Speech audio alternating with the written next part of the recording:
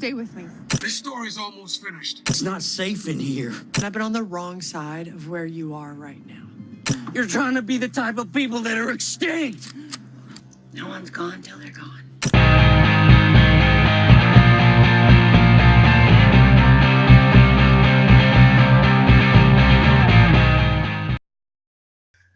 Hello to all the geek enthusiasts and nerd aficionados and deadheads. This is Mess 5150 here with another TV talk of Fear the Walking Dead.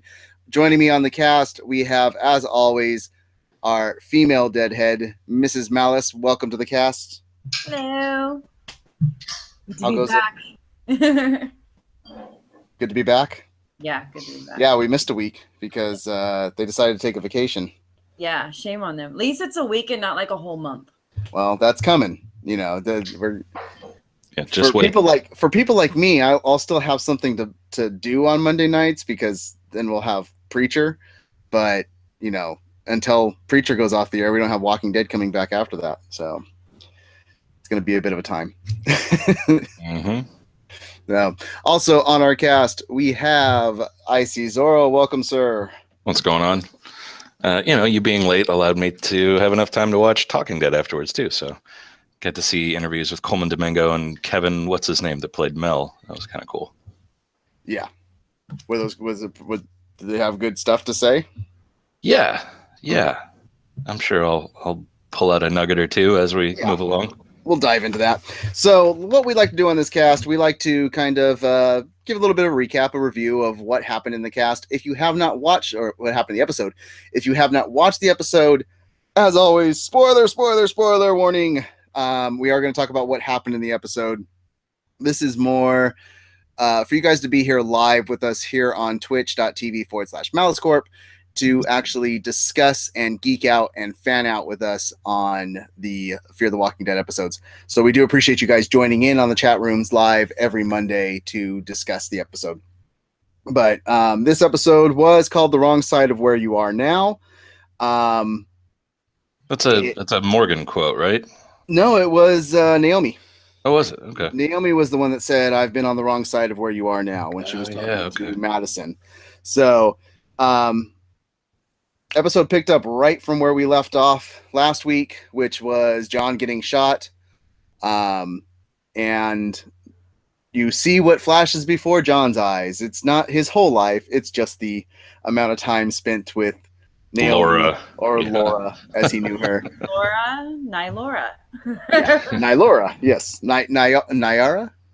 Well, it sounds like she's got a name too, because if I remember right, one of the dudes called her a different name. So this lady's stacking up names.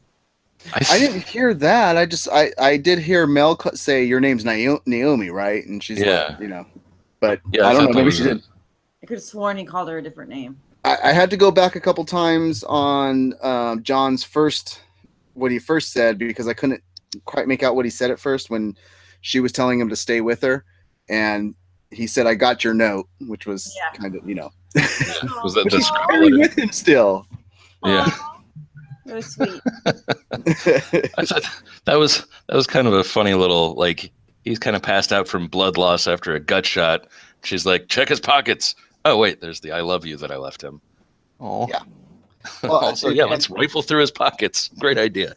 Last week I was very much off the Naomi train. I didn't like her. I didn't, I thought she was lying about everything and stuff.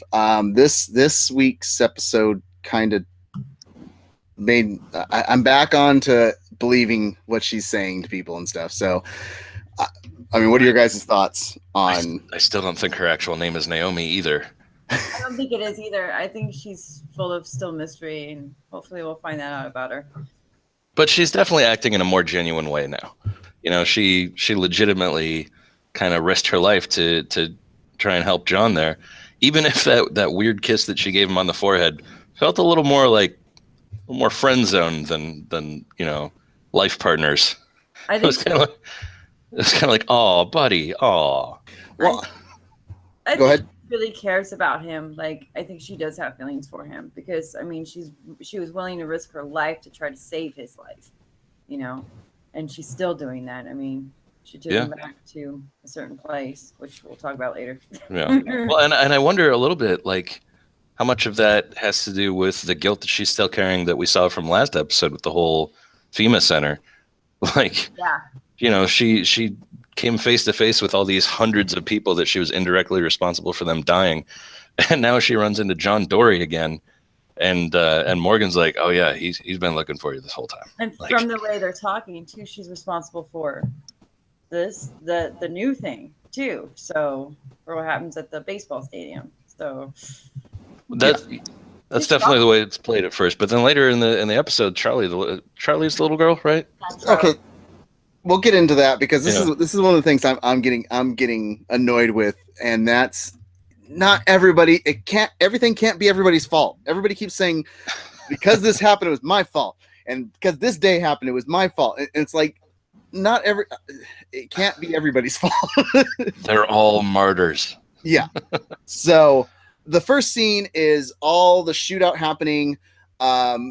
Trying to get what medical supplies are needed to help John, and Althea not doing anything at first and just recording, which is really making me not like her character, because I can't stand people that are going to be that inept passive to what's going on, you know. Yeah. Technically, she was shooting, but with a camera. Yeah.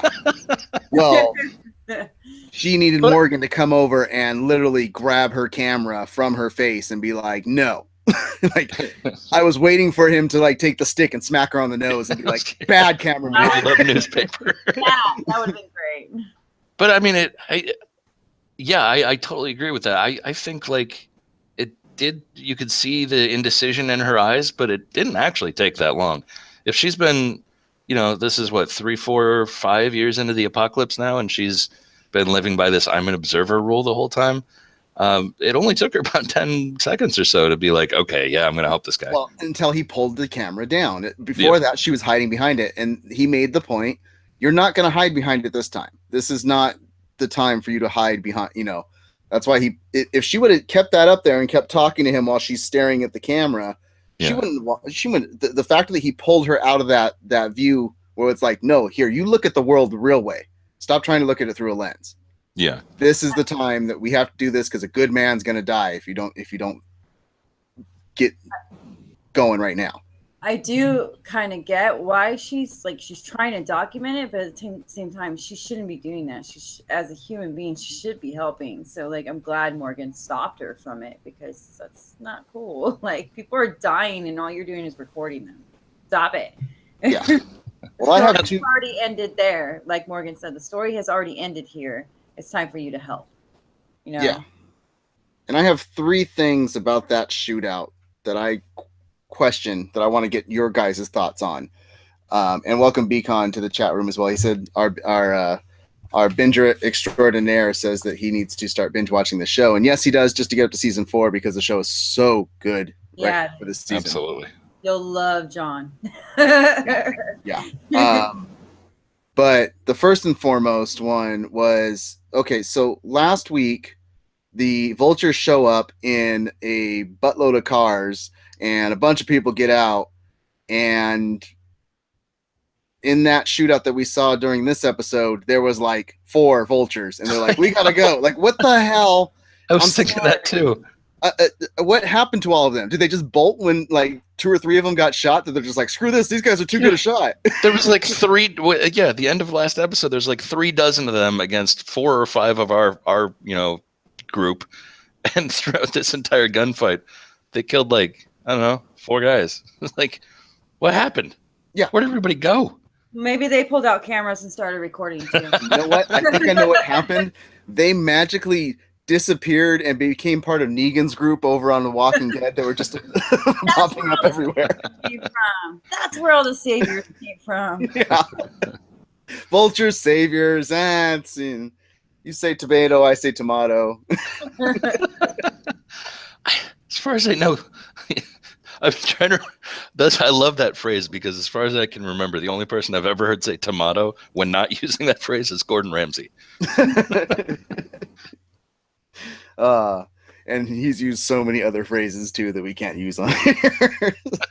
But yeah, that's true. And that was like a shooting gallery gunfight. Like pop out, pop back in, pop out, pop back in. I was like whack-a-mole.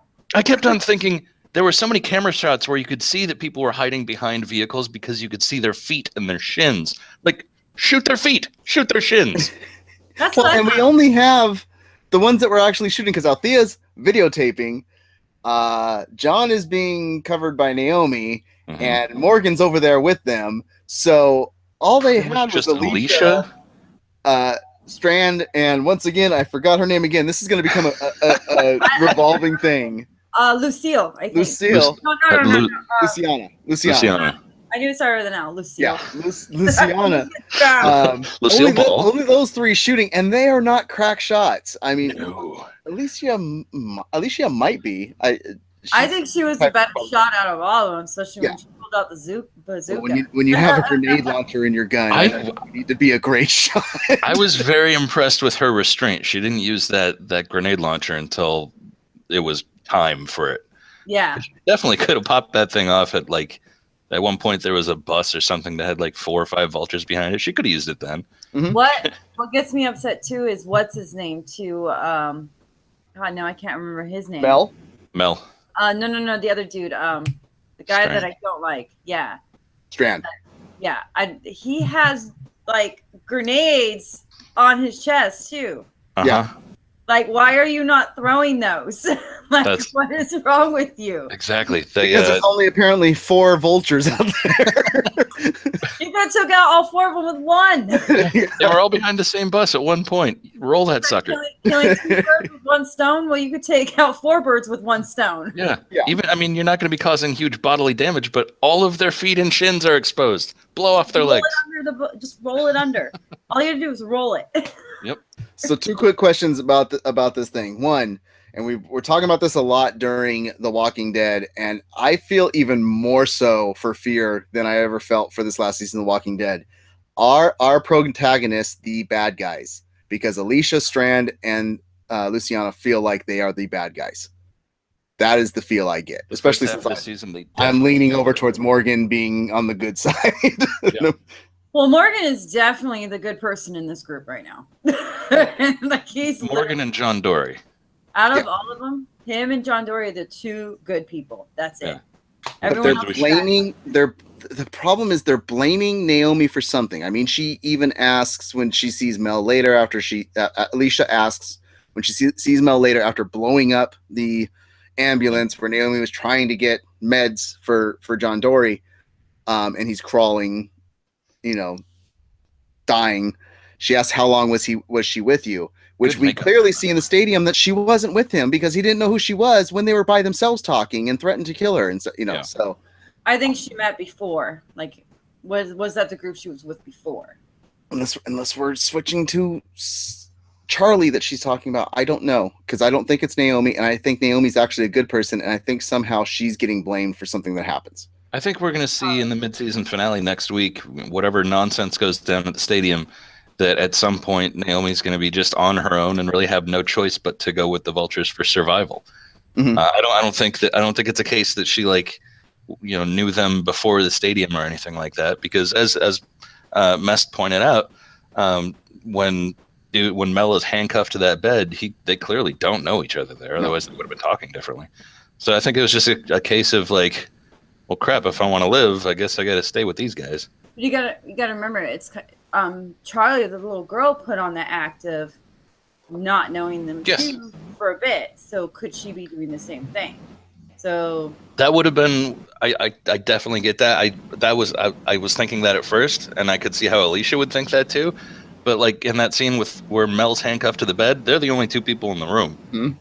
And that's what I mean. If they purposely put that scene in to throw us off the scent and then go, look, she was part of them all the time, I will call BS writing right there, because that's ridiculous to give us a scene like that. Yeah. That's just purposely to put that in there to go, hey, look how you got surprised. No, you made a fake bogus scene that made no sense in order to make that happen. They would have to retcon it and reshoot that scene to be like, somebody's listening. We can't talk clearly. Act like you don't know me. Yeah.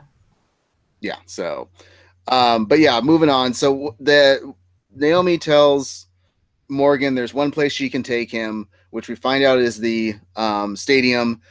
They get Althea to take him. She kind of answers Alicia's questions without having to do them from last week's episode, where it's like, how do these guns fire? How fast they fire? By just pointing the guns at Alicia. Like, go ahead, try it. You know.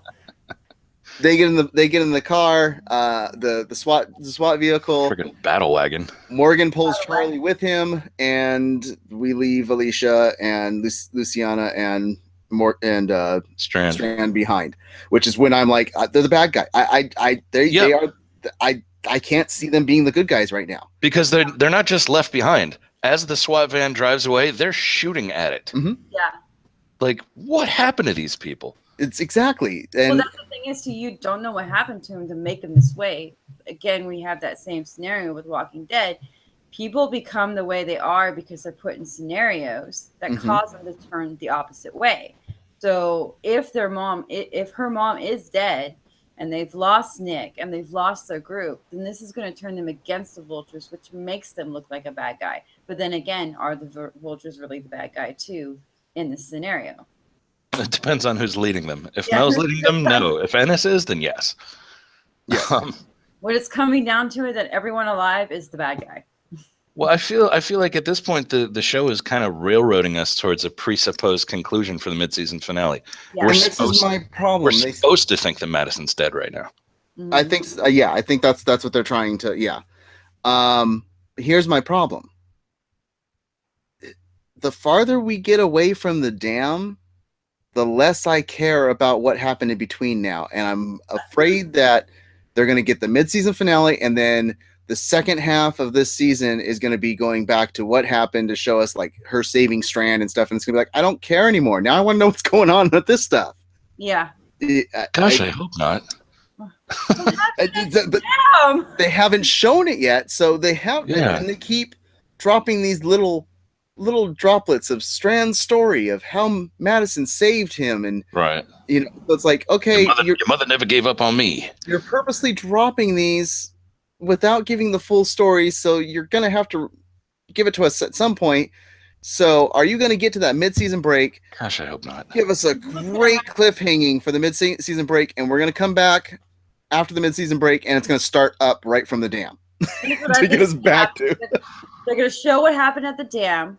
We'll see how they all got separated, and then when they come back with the finale, we're gonna see Daniel and Madison, and they're gonna be like together and killing everybody. That's my prediction. Because what happened to them too? Yeah. Yeah. Well, and we know Daniel's gonna come back, so I mean, in some capacity, whether they said he's gonna appear on this season.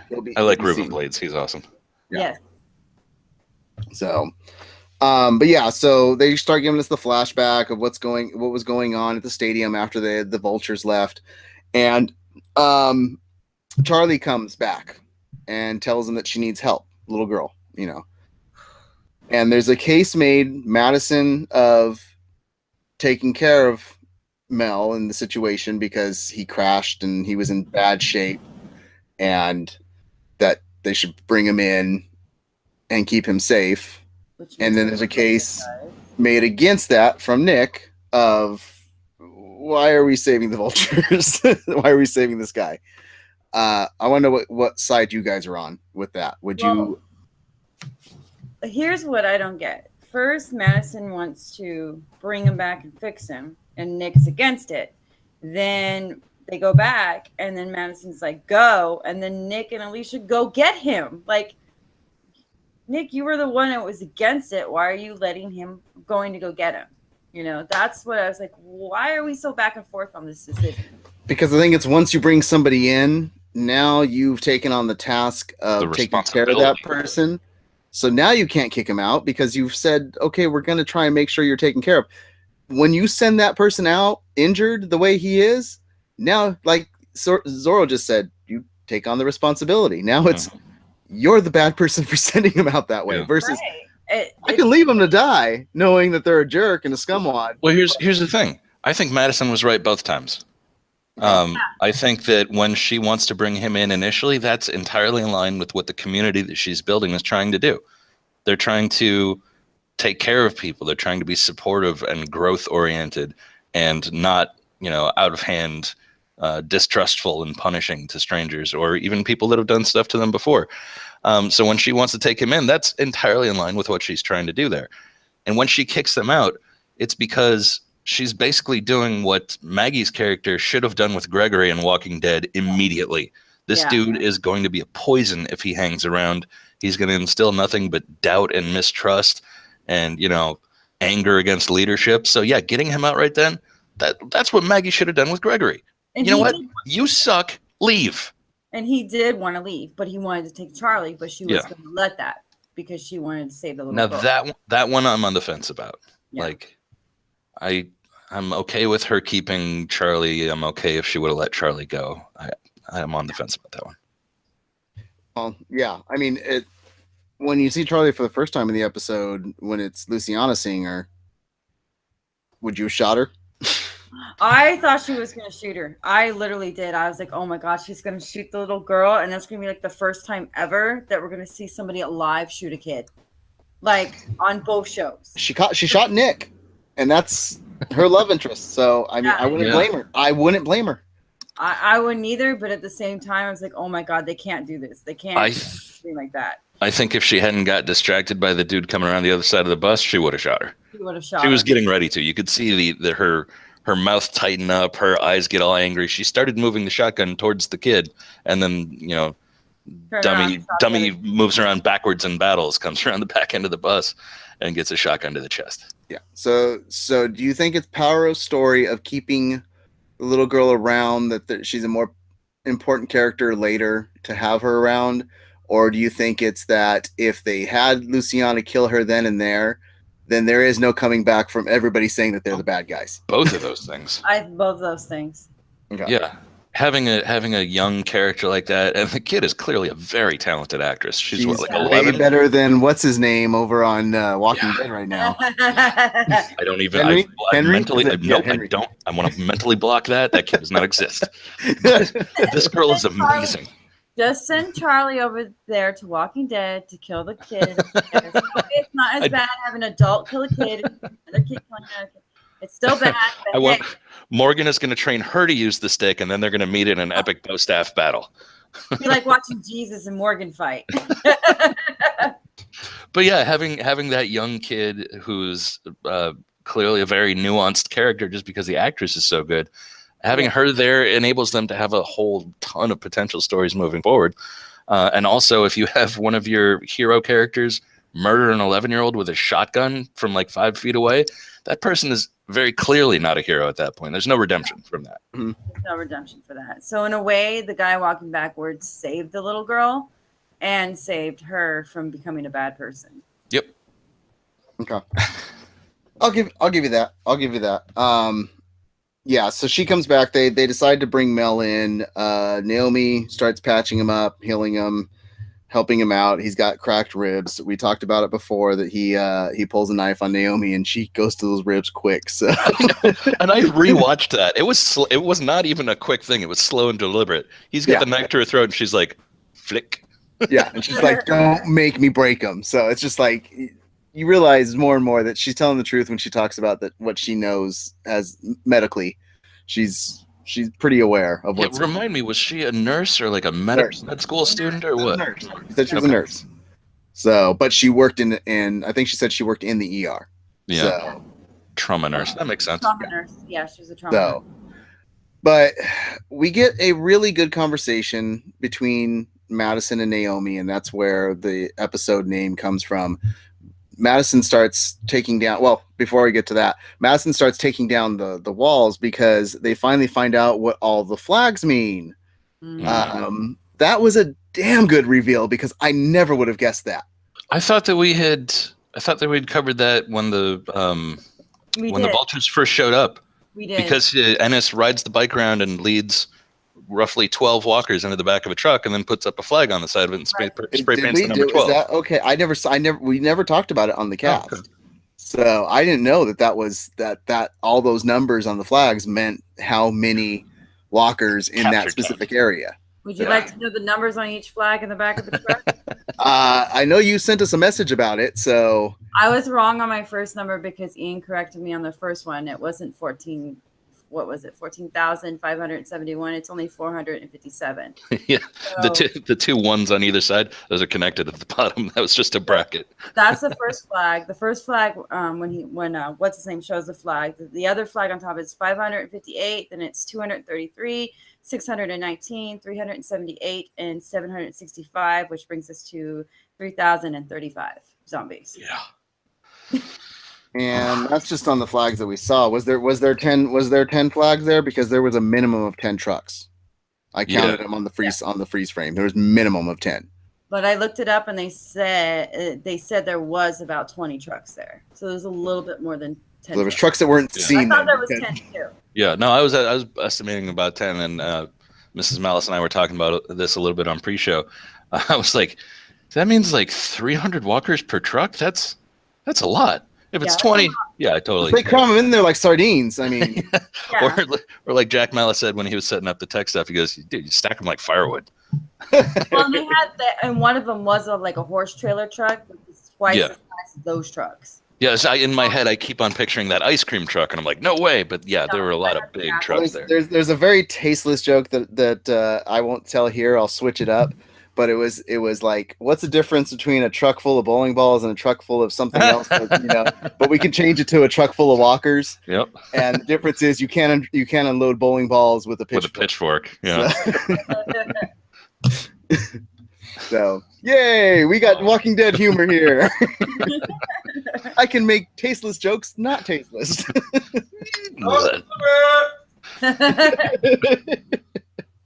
So, yeah, but so that we find out the plan is that Enos, the brother of Mel, is going to bring truckloads of zombies to crash down the walls of the stadium. Mm-hmm. And Madison is still sticking to her guns that everything can stand, and is knocking down extra walls to try and reinforce walls. Well, and I think we're meant. There's fire involved, especially when you got wood. Phrasing. And I think we're meant to believe that the fight between the brothers was a dispute over whether or not they should do that. Yes, that's the way Charlie makes it sound. Was that like? Do we trust Charlie? No. Do we? No. She's already lied. Yeah. I think it was all a trap. Well, when they're all attributing blame in the SWAT truck, Charlie's like, it wasn't her fault. It was mine. I did this. Once again, it can't be everybody's fault. There's one person, and God forbid, I think that what they're trying to do is like make everybody take the fault, because at the end of it all, when we finally see what's going on with Madison, it's going to be, it was Madison's fault for everything that went. Absolutely. That's what they're setting up. Is Madison dead? We don't know. We know they're trying to set that she is somehow. That's kind of what they're painting the picture towards. But everything points back to Madison. Everything that's happened with the interaction with the vultures, the bringing Charlie in, because it was Madison that brought Charlie in originally. Because that's what they said back in the first episode of the season. Yeah. The interaction with the vultures, how they cover everything, the interaction afterwards of learning what's going on, and we can hold and stuff like that. Everything has been Madison's fault. The Range Rover given to Mel to take the Range Rover out. Mm-hmm. She's the one that stocked it and gave it to him to send it out. I mean, just, it's like they all keep saying it's their blame, but if you look at everything this Madison's season, always behind it. She's always a part of it or behind it in some way. And that's what happens when you're the main character, you know. It's the same thing with Rick over on The Walking Dead. Generally, something going on, Rick has something to play in it that caused something to happen. Mm-hmm. So I think that's what's going to end up happening. That's why they keep putting the blame everywhere else, because eventually it's going to be like, nope, here's the bomb that dropped and she screwed up somewhere. She screwed up just by deciding that they should all stay there. If you know that somebody's going to unleash a horde on you, either set up better defenses, and I don't mean reinforce your walls with more wood, like set up traps or something outside, or just vacate, come back later. Naomi said, Bitch. Naomi tries to tell him, it's not gonna, we're not going to survive here. She tried to do that with her daughter. It's not going to happen. We need to move on. Yeah. So she uses the phrasing that I've been on the wrong side of where you are now. So she's, hey, I've had this happen at FEMA. But the best phrase that I think she says to Madison that makes her double kind of think about what she's doing and send Mel packing is, you want to protect them, you're going to have to disappoint them, when talking about Madison's kids. Oh, yeah. And that's something that Madison needs to come to terms with, because she's been so protective lately that she doesn't want to make the wrong decision. Yeah, and I feel like she had that mentality in previous seasons where it was like, you know what, kids, I don't care what you think about what I'm doing this to protect you, so whatever. And like, maybe she needs to find a happy medium. Yeah. Well, once again, another question I'll propose to you guys. She throws Mel into that truck to get him to send him off. And he basically says that you're trying, you're failing trying to live the way that you lived before. Yeah, you're acting like people that don't exist anymore, or something along those lines. Yeah, you're acting like people don't exist anymore. So, how do you think the survival would be in a zombie world? Do you think that the vultures kind of have the right way of doing it? Keep moving, stay away from the stuff, don't get stuck in a spot where you can have a situation happen? Or do you think it would be better to try and create a normal life again and try and have it like it was before? Or do you think that that's pretty much impossible with the amount of dead that can come and make things worse and bad people out there? I think there's merits to either. I looked at the vultures more like modern day hippie communes. Like, we're just trying to get along, man. Like, just let us. But they're just staying on the move, and he even says at the beginning, like, they're not going to stay at the stadium. They're going to get on the move. What do you think, Mrs. Malice? Well, not to talk about the other show, from seeing what we see with The Walking Dead, they stayed at the prison. It worked until somebody came and smashed their gates. Mm-hmm.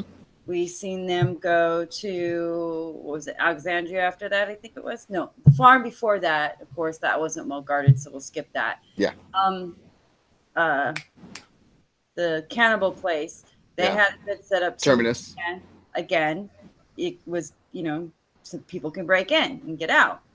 And then you come finally to Alexander and the Hilltop and the Kingdom, all heavily guarded and well set up.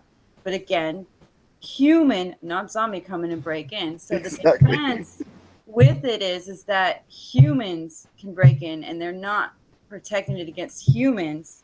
They're just protecting it to keep the zombies out. So in a way, if you keep moving, then people can't attack you. But then you have to defend. But then you also have no stability and so it's constant resources. Yeah.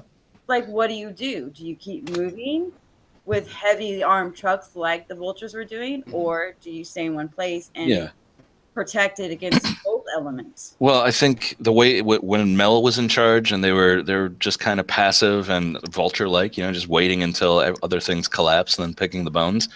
I think that was kind of, that was fine. It was morally neutral at worst. If you ever want to actually have a sustainable lifestyle, you have to do something more like the Alexandrians and Hilltop, or what's suspected to be coming in the next season with the whole, I can't remember what it was called, the giant government, like 50,000 people thing in Ohio or whatever. You mean the second to last season? Oh, sorry.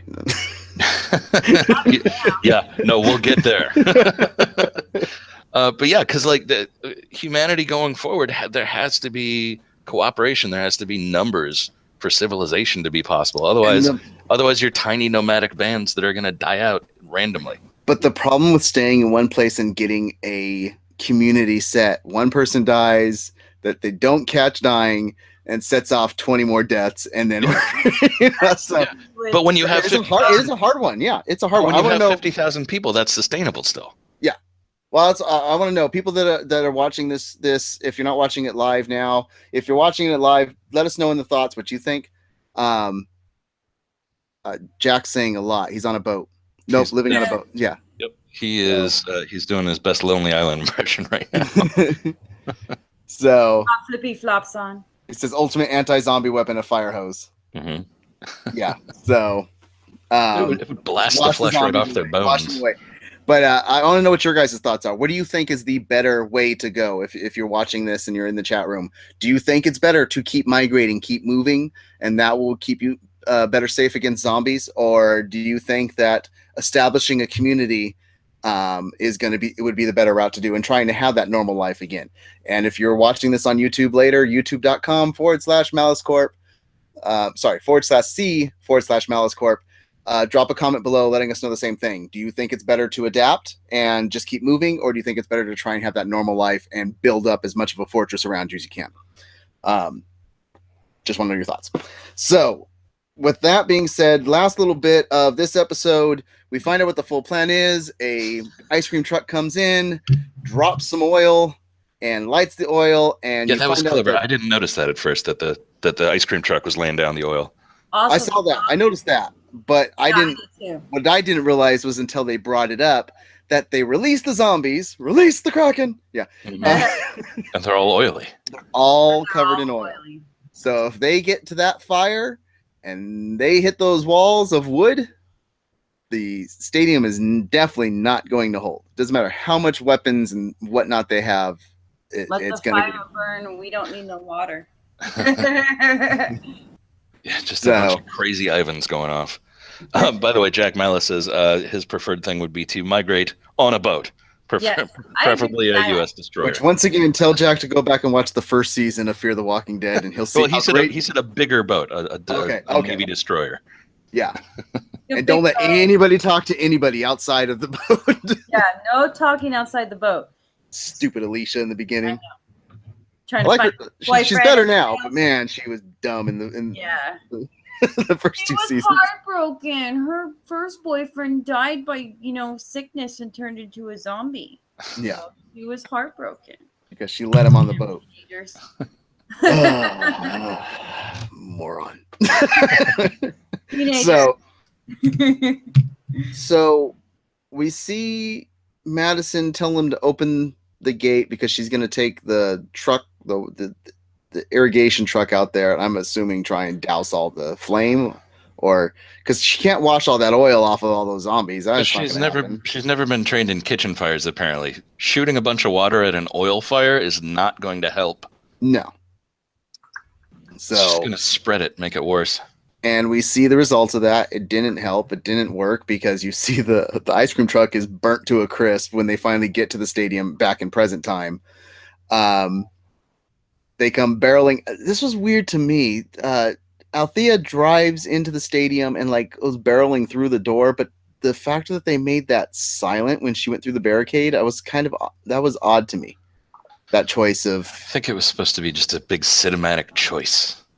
Yeah, but I thought the better cinematic choice would be the sound of the stuff breaking down and then hearing the roar of the zombies coming up over it. Yeah. But you see that the stadium is filled to the brim with zombies and they are all burnt to a crisp. So we know that they got to the fire.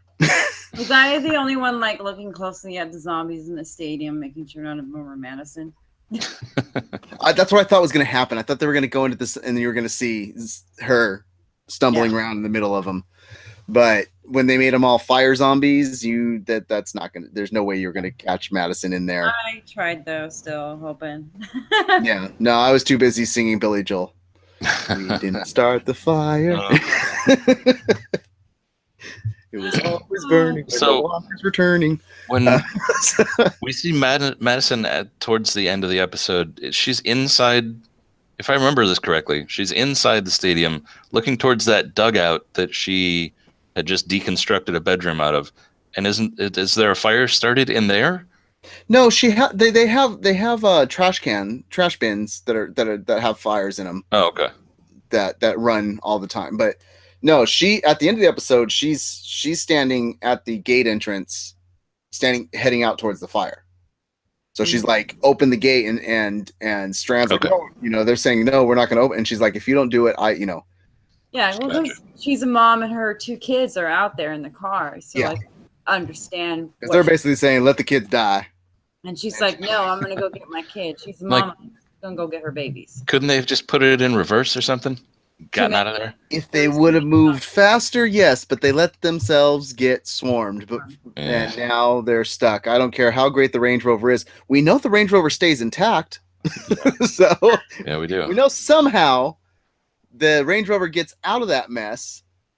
We don't know what happens from there if Madison takes it. This Range Rover is the I'm telling you is the key to this whole mystery because they keep showing that Range Rover and talking about how great it is to have consistent almost every episode throughout the season. That or they're just trying to like the TV producers trying to get everybody to go buy Range Rovers. So yeah, he says Jack Malice says a fire hose would not put a fire out, but it would blow their butts back 100 feet away from your walls. Yeah, and it would take most of the flesh off of them too. Yeah. Ew. So, especially if you have sandblasting mode on them. So, all right. So let's talk about the big news that dropped this week because that's that episode. We're gonna move on to something that's. I'm gonna leave this conversation now. So it's all coming to a close. Yeah. So earlier in this week, it was let known that season 9 will be the last season for Andrew Lincoln on The Walking Dead. And probably for Lauren Cohan too. Lauren Cohan's going to be in 6 episodes, and then she's done. Is basically what they've said. And so Rick and Maggie will be gone after season 9. They want to make Daryl the lead character. They've offered terrible idea. Well, they've offered Norman Reedus $20 million to stick around. Seriously? Yeah. Take it. He is a super fan favorite too. You're only going to have to do that for 1 season. Take the money. Well, that's what I'm saying. Do you think that the show can survive beyond 1 season without Maggie and Rick and Carl, now dead too, and whoever else dies this next season? Obviously, Negan's sticking around because these seem to be falling. Exactly, and that's a point to what I think they should do if they want to make the show last longer. But I agree. Make him change. What's that?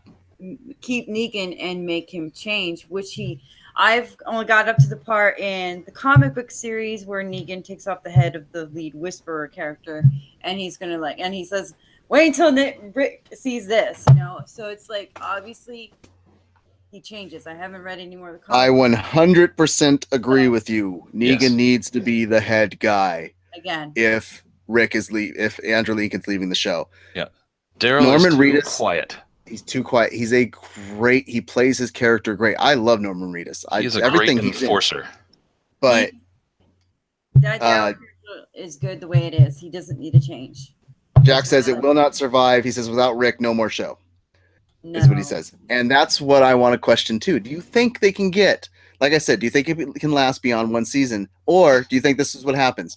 10th season, last season, and we get another crossover with some of the mainstays that people still want to see all of a sudden appearing in Fear the Walking Dead, and we have one show again. Well, see, and this is, they keep on, like I mentioned earlier, they keep on railroading us into this idea that Madison is probably dead at the mid-season finale.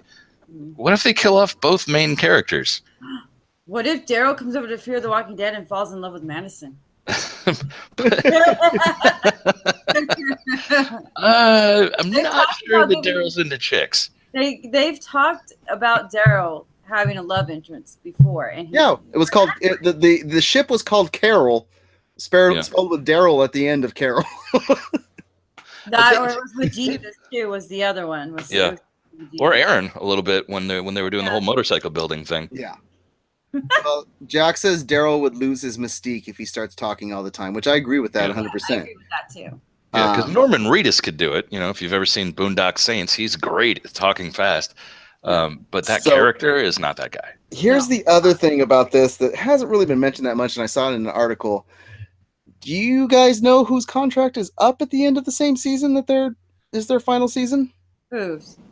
Denai Guerrera's contract's up at the end of the season. So do you think she's going to re-sign on? She's got big things coming with movies with Marvel and stuff now. She's sort of exploding lately. So do you think she's going to stick around, or is she going to be like, you're offering Daryl 20 million, I'm out because I can get that on my movie deals. That's true. We lose Michonne. So we lose Michonne, Rick, Maggie. Maggie. I don't think that. I don't see it living after The that. whole Atlanta group would be down to 2. Yeah. Yeah, I think we get one. That's why I said second to last season, because I really think if Rick and Maggie are gone this next season, no matter how charismatic Jeffrey Dean Morgan gets, I don't think the show can survive. I think Fear will become the mainstay at that point and continue going, especially if the writing stays as good as it has been. Yeah. But I sent out a tweet about that. You're losing 2 of your mains and 1 possibly out the door. The writers, back to our WTF writers moment of this week's cast. You guys have to be shooting yourselves for killing Carl off, because if he was still there, I think Rick being gone wouldn't matter, because then you start setting up that storyline of Carl becoming the leader. Yes. Yeah. That would have worked great. It would have been perfect. And yeah, so Scott M. Gimple has got to be just sweating himself to sleep every night right now. And I wonder if part of it is the situation that happened with I'm wondering if it's these 2 parts that create Andrew Lincoln leaving. Because Andrew Lincoln talks about how he wanted to stay on the show for 10, 20 years. Like he loves the fan base. But the way Lauren Cohen was treated, trying to get her to stick around, not offering her what she really deserved, and then the way they just dropped the ball on Carl, that like, oh, yep, you're dead, after telling him that he was good for a while. Yeah. It feels like Andrew Lincoln was like, I don't like the way that they're reacting, they're doing everything here. I'm out, because I don't want to be in that spot where I agree with him.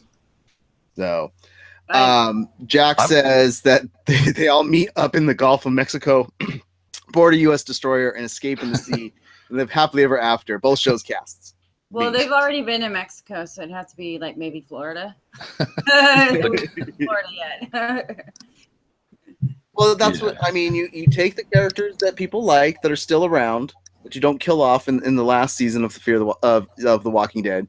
You transfer them over to Fear.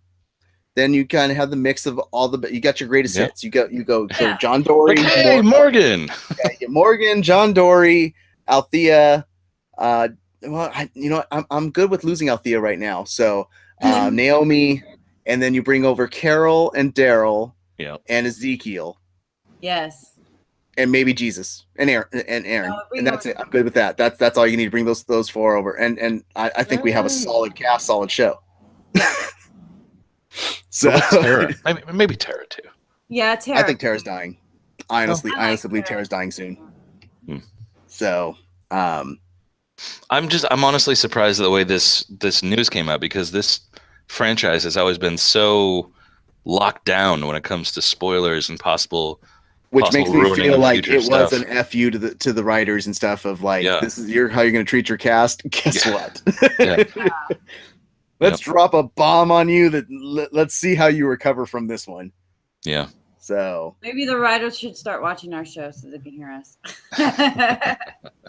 I will not say I would do a better job than them, but I can definitely say when they're not doing a good job. So. No, good job right now. They need to do better. Yeah. So you know what? This is what I think happens. So you get 1 season beyond Rick. It doesn't do well. It cancels. It's done. You have Fear continue going on, and we get another spinoff that takes place in Europe. Somehow they all end up in Europe. We haven't because we haven't seen what's happening on that side of the world with zombies. Probably nothing's probably just carried on like normal, and now that America's not crazy, they're all like, sweet. It's just Shaun of the Dead is the version over there. Yep. Go to the Winchester. That would be great.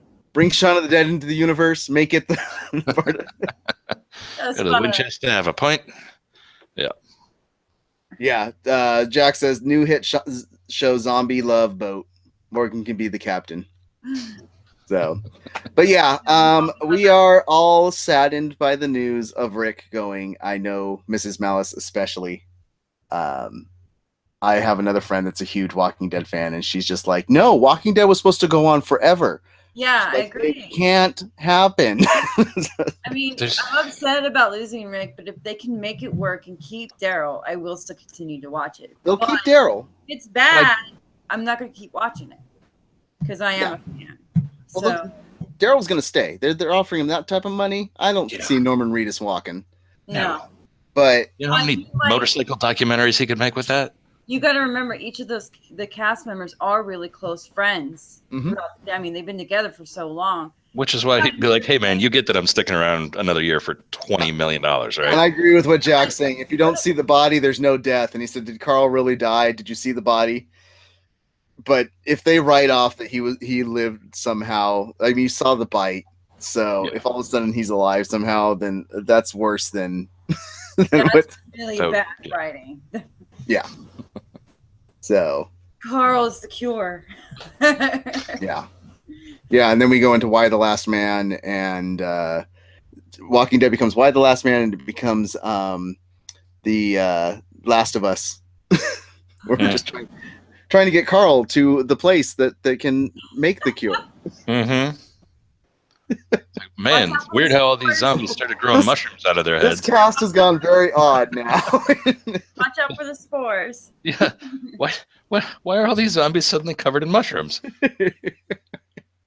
The snozberries taste like snot. No, sorry. We haven't Okay.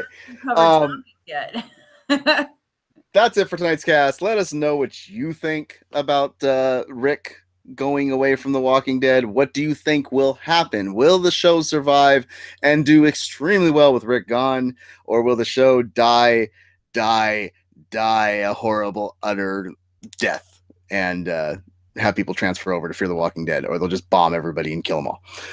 Let us know in the comments below. As always, make sure to follow us on all over the interwebs. Follow us at our website, www.malice-corp.com. It's written right there below for you. That's where all of our audio casts pop up if you're not looking for them on iTunes and Stitcher. And hit that Amazon link while you're over there if there's something that you're going to be purchasing, because it helps us out. You still get your product, and we appreciate it greatly. If you are following this cast and you want to help out the cast, go ahead and click that subscribe button up there. If you are a Twitch Prime member, you get a free subscription to give away to a channel every 30 days. Once again, helps us out, and you can use it. So, but let's talk about where we can follow everybody. Mr. Icy Zoro, where can we follow you? At Icy Zoro on Instagram and Twitter. Wondering if I should post something about my brand new theory that maybe they'll end the show with. Anybody born after the zombie apocalypse started is immune to the virus. As long as you don't get ripped apart, you're fine. So they just start breeding like crazy and overwhelm the zombies with sheer numbers. You know what? That means Carl's little sister is immune. So, yeah. I forgot her name already. Yeah, me too. Judith. Yeah. Judith, yes. I love you should follow us on all of our different things on Twitter. You can see Malice Corp, Malice Cast, Nerd Mosh Pit, Quest for Movies, Comics for All, Malice Smack Talk. Follow all those on Twitter because I tweeted out about this conversation that we were having, and Comics for All, one of our funnest podcasts, responded with brains full of Fear the Walking Dead knowledge for the cast. So you should follow everybody. Mrs. Malice, where can we follow you? At Mrs. Malice 4134 on Twitter. Awesome. At Twitter. And of course, you can follow me on Twitter at @mest_malicecorp or on Instagram at mest5150. I'm sorry there was no thumbnail out tonight. I had busy things to do, but there will be a thumbnail out tomorrow, and I will send that on Instagram for you guys. So with that, thank you for coming. Come back next Monday as we talk more undead. And as always, we're all infected. Stay safe out there and survive the zombie apocalypse. Carry on.